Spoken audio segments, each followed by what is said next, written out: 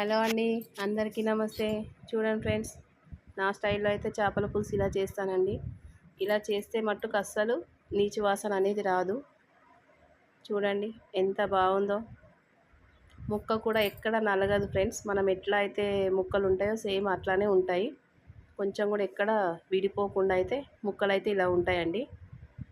ఏం లేదు ఫ్రెండ్స్, అల్లం ఎల్లిగడ్డ పేస్టు, జీలకర్ర, మెంతులు, ధనియాలు, ఉల్లిగడ్డ ఇవి చాలండి చేపల కూర వండడానికి. నేనైతే అన్నీ ఒక దగ్గర వేసేస్తానండి.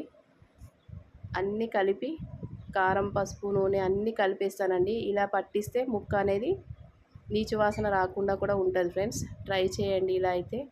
ఇలా అంతా కలిపిన తర్వాత బాగా ముక్కలకు పట్టించి చింతపులుసు అయితే పోస్తానండి. చింతపులుసు పోసి మనకైతే ఎంత చారు కావాలో అంత చారుకి తగ్గట్టుగా పులుసు పోసి అయితే మరగనిస్తాను ఫ్రెండ్స్. ఓకేనా అండి? మీకు